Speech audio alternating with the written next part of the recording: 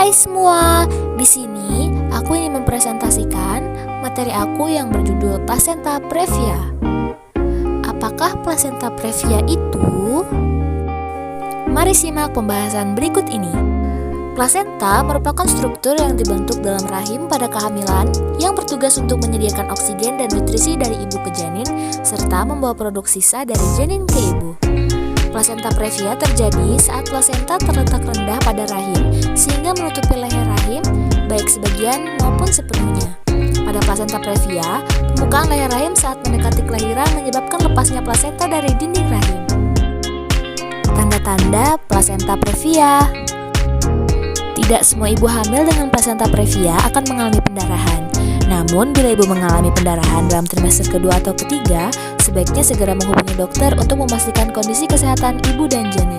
Pendarahan tanpa rasa sakit bisa terjadi pada akhir trimester kedua atau awal trimester ketiga. Pendarahan bisa berkisar dari ringan hingga berat. Pendarahan bisa sedikit, bisa juga banyak, dengan warna darah plasenta previa yang merah terang. Beberapa ibu hamil juga mengalami kontraksi. Gejala plasenta previa. Sebagian besar kasus dari plasenta previa tidak menimbulkan gejala yang sering ditemukan saat dilakukan tes ultrasound secara rutin. Namun, seseorang yang alami gangguan ini dapat mengalami gejala utama berupa pendarahan tanpa rasa nyeri pada kehamilan trimester kedua atau ketiga. Gejala-gejala lain yang mungkin ditemukan pada plasenta previa adalah kontraksi dini yang bersama dengan keluar darah disertai dengan kram atau perasaan tidak nyaman di punggung. Hal ini juga dapat menyebabkan posisi bayi menjadi sungsang dan ukuran rahim yang lebih besar daripada usia kehamilannya. Penyebab terjadinya plasenta previa diantaranya pernah mengalami plasenta previa, itu berarti ada kemungkinan 12 kali lebih besar untuk mengalami kembali di kehamilan berikutnya. Pernah melakukan operasi pada rahim seperti pengangkatan miom atau kuretasi. Berusia lebih dari 35 tahun, terutama jika sudah pernah 3 kali melahirkan. Hamil bayi kembar, posisi janin tidak normal, misalnya sungsang atau lintang. Riwayat keguguran, dan bentuk rahim yang tidak normal. Jenis-jenis plasenta previa.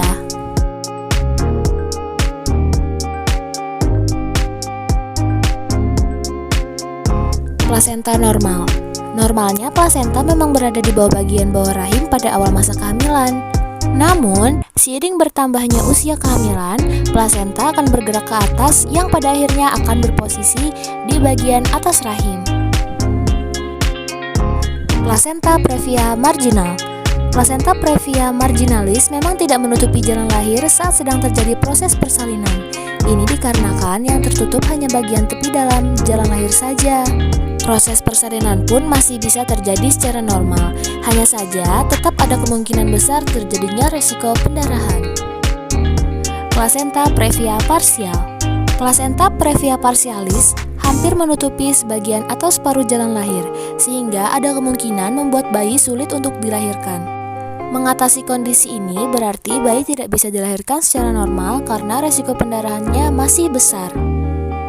Plasenta letak rendah atau low-lying placenta adalah kondisi di mana biasanya plasenta terletak rendah karena hanya bergerak beberapa sentimeter atau milimeter dari jalan lahir. Meskipun keadaannya terlihat kurang bersahabat, bayi tetap bisa dilahirkan melalui vagina dengan aman. Hanya saja dokter harus tetap berjaga-jaga untuk melakukan transfusi jika memang terjadi pendarahan. Plasenta previa total. Jalan lahir bayi akan seluruhnya ditutupi oleh plasenta. Tertutupnya jalan lahir secara total menyebabkan bayi tidak mungkin lahir lewat vagina karena selama proses persalinan, mama memungkinkan akan mengalami pendarahan yang sangat hebat. Komplikasi plasenta previa. Jika seseorang wanita hamil memiliki plasenta previa, dokter mungkin akan memantau keadaan dan berusaha untuk mengurangi terjadinya risiko komplikasi serius. Beberapa komplikasi yang biasa terjadi antara lain pendarahan. Komplikasi ini saat terjadi dapat mengancam nyawa yang terjadi selama kehamilan, persalinan, atau setelah melahirkan. Kelahiran prematur. Hal ini bisa terjadi karena perlu dilakukan operasi sesar darurat sebelum bayi cukup bulan untuk dilahirkan. Spektrum plasenta akreta. Hal ini terjadi saat plasenta tumbuh ke dalam atau melalui dinding rahim. Perawatan plasenta previa. Pendarahan berat membutuhkan penanganan medis segera dan membutuhkan transfusi darah. Pada beberapa kasus pendarahan yang masih bisa dikendalikan, dokter memungkinkan merencanakan bedah sesar segera setelah bayi dapat dilahirkan dengan aman, idealnya setelah 36 minggu kehamilan. Namun, jika pendarahan hebat berlanjut atau jika terjadi beberapa episode pendarahan, dokter mungkin merencanakan bedah sesar secepatnya. Jika persalinan dilakukan sebelum usia kehamilan 34 minggu, dokter memberikan kortikosteroid untuk membantu paru-paru bayi berkembang. Jika pendarahan tidak dapat dikendalikan atau bayi mengalami distres, perlu dilakukan operasi sesar darurat dengan risiko bayi lahir prematur. Pencegahan plasenta previa. Walaupun sebenarnya plasenta previa tidak bisa dihindari karena melekatnya plasenta tidak bisa kita kendalikan. Tapi ada beberapa hal yang bisa kita lakukan untuk mencegah terjadinya plasenta previa. Hindari rokok dan alkohol. Tetap mengonsumsi makanan bergizi secara teratur dan minum air putih. Tenang, kelola stres dan relaksasikan hypnobirthing dan sugestikan plasenta sehat berada di posisi yang optimal, janinku sehat. Lakukan pemeriksaan kehamilan secara berkala, istirahat lebih banyak, kurangi aktivitas berat dan lama termasuk olahraga dan hubungan intim. A few moments later. In a typical developed pregnancy, the placenta, which nourishes the baby, develops high up in the uterus. Sudden vaginal bleeding may indicate placenta previa.